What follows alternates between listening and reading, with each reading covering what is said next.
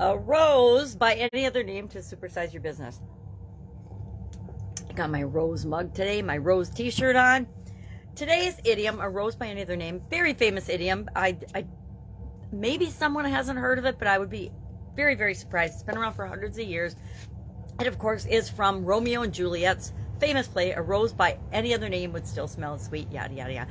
Most people, or not most people, a lot of people will cut it down and shorten it when they're being sarcastic or derogatory about something. If they're really thinking something doesn't smell sweet or something's bad, they might say a rose by any other name and then not say would still smell as sweet. And what does this idiom mean? It comes from, of course, Romeo and Juliet.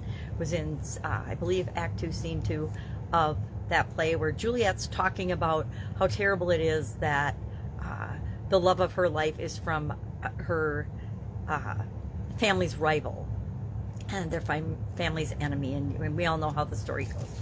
But that's where it comes from. It actually means that what's inside of us is what's important. I absolutely, positively, 100% agree with that. It's what's on the inside that matters, and what we call things doesn't matter. We see a lot of this right now in the media and in the world and in politics and everything else, where people are naming things something different for their own reasons, for their own agenda, right? Think of white privilege or climate change. Climate change, guess what? All climate change says is that our climate is changing. Well, guess what? Our climate's changing all the time. When's the last time you tried to control the weather or control the climate? Not really humanly possible, is it?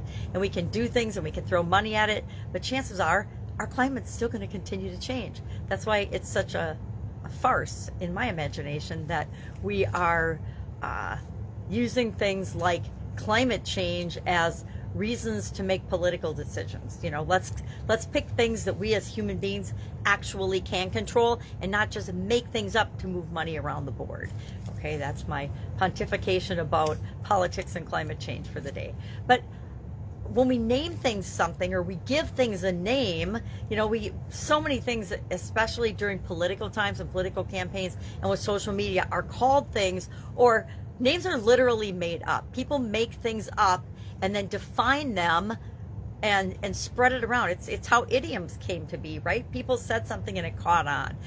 But what it means isn't what the words together mean at all. A rose by any other name doesn't mean if you call a rose a daisy that it still smells as sweet. It still smells as sweet as a rose. It's still a rose, even though we called it something different.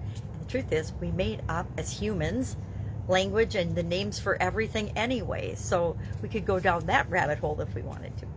So what does this have to do with growing and building and supersizing our business? I think it reminds us of several things. Number one, it's what's on the inside. It's our intent. It's what we're creating that matters most. And we want to make sure that that is coming out and people understand that message through our through our branding, through the content and the messages that we share, whether it's through advertising or online social media, or our presence or speaking at different things, or being involved in different organizations, or contributing to different charities, for example.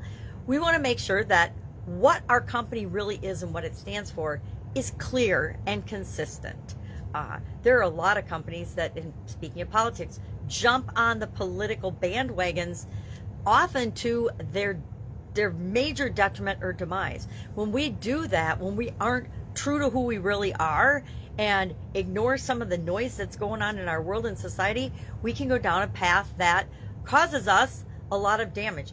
And I don't like to say anything is irreparable damage, but sometimes our reputation is. We all know of businesses that have gotten into a lot of hot water and then they've just popped back up under a different name. I think of the banking industry. There are a lot of in 2008, 2009, lots of banks went out of business, yet those same banks just came back under a different name and the guise of being different, yet here we are again with an interesting economy. So what's inside counts. Make sure you're communicating that.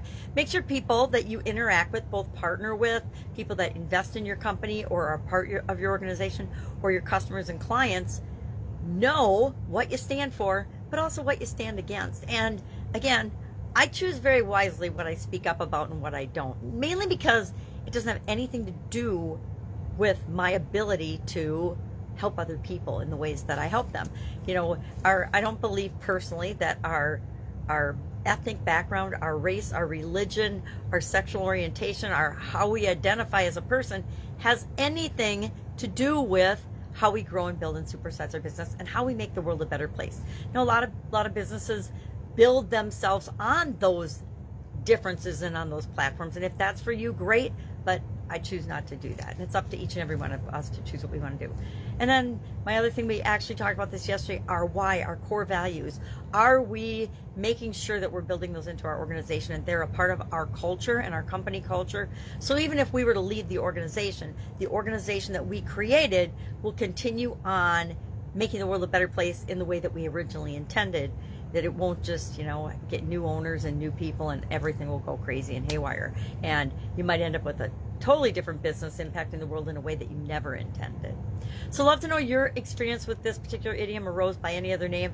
I actually like this idiom. Number one, I like roses. Who doesn't? Number two, well, I suppose there's people that don't like roses. Number two, how can we use it to build and grow and supersize our business? That's always up to us. That's what this little segment is about, is getting us to think for ourselves and actually consider, well, what does this mean to me? Have I ever heard this? Have I ever used this? Could I use this to get a point across and to communicate more effectively with the people I'm communicating with? That's the reason that I do it. All right. If I can help in any way, let me know. Otherwise, have an absolutely amazing day. Day before Christmas Eve. So it's one of my favorite days. All right. Have an awesome day, and I'll be with you tomorrow.